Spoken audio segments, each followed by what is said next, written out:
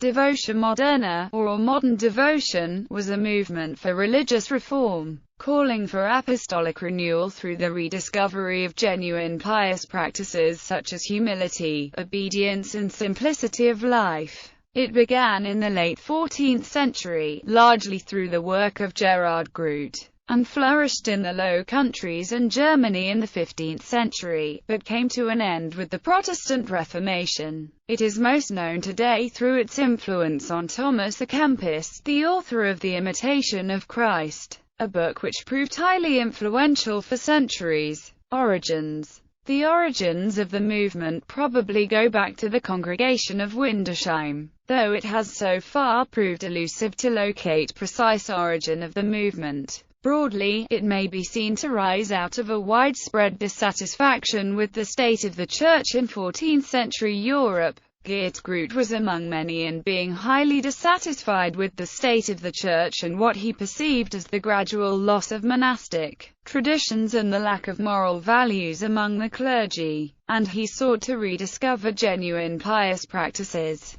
Devotio Moderna began as a lay movement. Around 1374 Groot established his parental house in Deventer into a hostel for poor women who wished to serve God. Though similar to beginner houses, this hostel, and later communities of what came to be called the Sisters of the Common Life, were freer in structure than the beguines and kept no private property. The women who lived in these houses remained, also, under the jurisdiction of city authorities and parish priests. Their way of life therefore sat somewhere between ordinary Christian existence in the world and the formation of an ecclesiastically recognized religious order. From this point, a number of different loose forms of community emerged. On the one hand, various forms of life for the female devout were formed, especially from the 1390s under the leadership of John Brinkerink, one of Groot's early converts. The Sisters of the Common Life spread across the Netherlands and into Germany.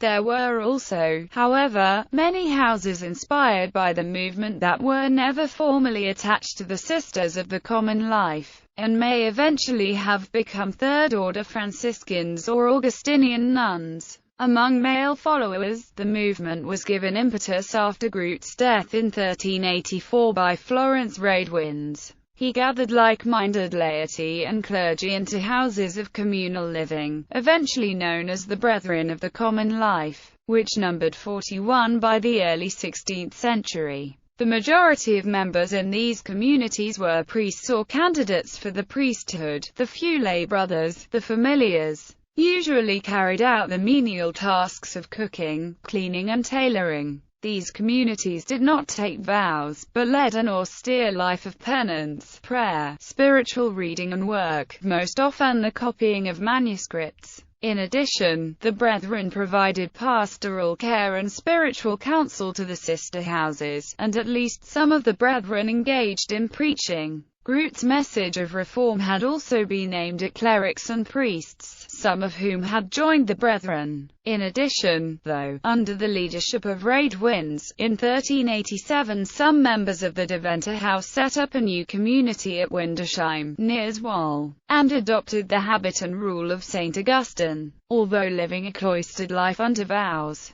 the new community kept many of the practices and spiritual values of the teaching of Groot and Radewins. From 1395, a monastic union was set up around Windesheim. This new confederation grew quickly, and was joined both by older Augustinian communities, as well as new foundations, and sometimes the conversion of some of the houses of brothers to this new form of religious life. By the end of the 15th century, there were almost 100 houses in the chapter of Windesheim. The movement faced opposition from clergy and laity at times, both during its early years under Groot's leadership, and under Radewin's later expansion. Much of this suspicion was similar to that directed at other new forms of religious devotion developed in the period, such as beginner and begard movements. In addition, though, the strong resemblance to monastic life of the daily routine among the brethren provoked accusations from the mendicant orders that the brethren and sisters of the common life were starting a new mendicant order, in violation of the Fourth Lateran Council's prohibition of new orders in 1215, and without taking vows.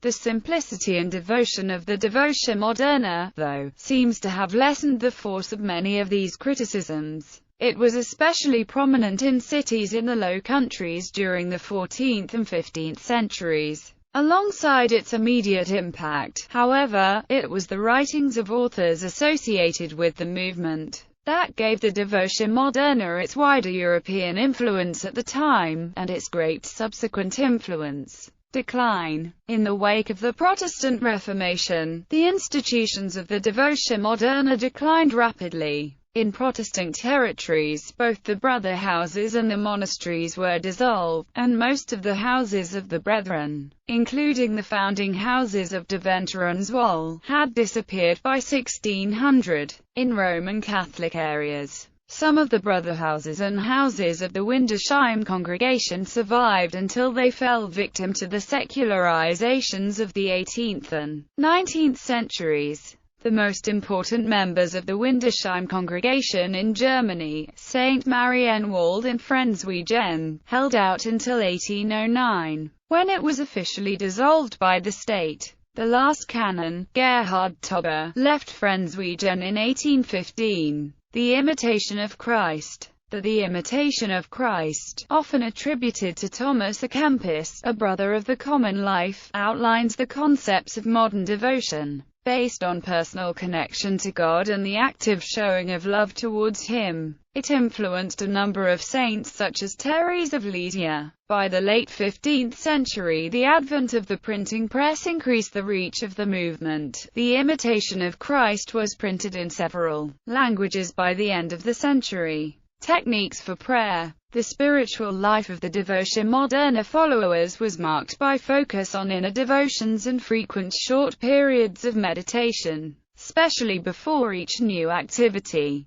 The writings of the Devotio Moderna followers such as Gerard of Zutphen and Jan Mombert, as well as Groot, introduced the tradition of methodical prayer, which arranged exercises day by day and week by week. Groot's on 4 kinds of matter for meditation included mental imagery, as well as methodical approaches as an element of meditation. Centuries earlier, Hugh of St. Victor and Guigo too had produced structured methods for Christian meditation, but their approaches were less systematic. The methodical approach of Devotio Moderns towards prayer and meditation found significant following within the Catholic Church, as well as later Reformed communities. The manuals for methodical prayer and meditation by Florence Radwins and Zutphen had significant influence within Europe for over a century. The concept of immersing and projecting oneself into a biblical scene about the life of Jesus was developed by Ludolf of Saxony in his Vita Christi in 1374 and became popular among the Devotio Moderna community. The methods of methodical prayer as taught by the Devotio Moderna entered Spain and were known in the early 16th century, and influenced the approaches to Christian meditation. Garcias de Cisneros, the abbot of the Abbey of Montserrat, was influenced by the Devotio Moderna, and his book Ejercitatorio de la Vida Spiritual, i.e., Exercises for the Spiritual Life, became one of the primary sources for the spiritual exercises of Ignatius of Loyola. Ignatius used both of these techniques in his spiritual exercises, a methodical format, as well as self-projection into a biblical scene, e.g., starting a conversation with Christ in Calvary. Also influenced by the Devotio Moderna were Ludovico Barbo, Lawrence Giustiniani and the Canons Regular of San Giorgio in Olga. However, the methods of methodical prayer taught by the Devotio Moderna and the techniques used for self-projection into the imagery of a biblical scene significantly influenced the approaches to Christian meditation in the 16th century and thereafter. These methods persist in meditations such as the spiritual exercises, which the Jesuits continue to practice. Influence. Devotio Moderna arose at the same time as Christian humanism, a meshing of Renaissance humanism and Christianity, and is related to German mysticism and other movements which promoted an intense personal relationship with God. Practitioners of the Devotio Moderna emphasized the inner life of the individual and promoted meditation according to certain strictures. With the ideals of Christian humanism, Devotio Moderna recommended a more individual attitude towards belief and religion. It is regarded sometimes as a contributing factor for Lutheranism and Calvinism. It was also a major influence upon Erasmus, who was brought up in this tradition.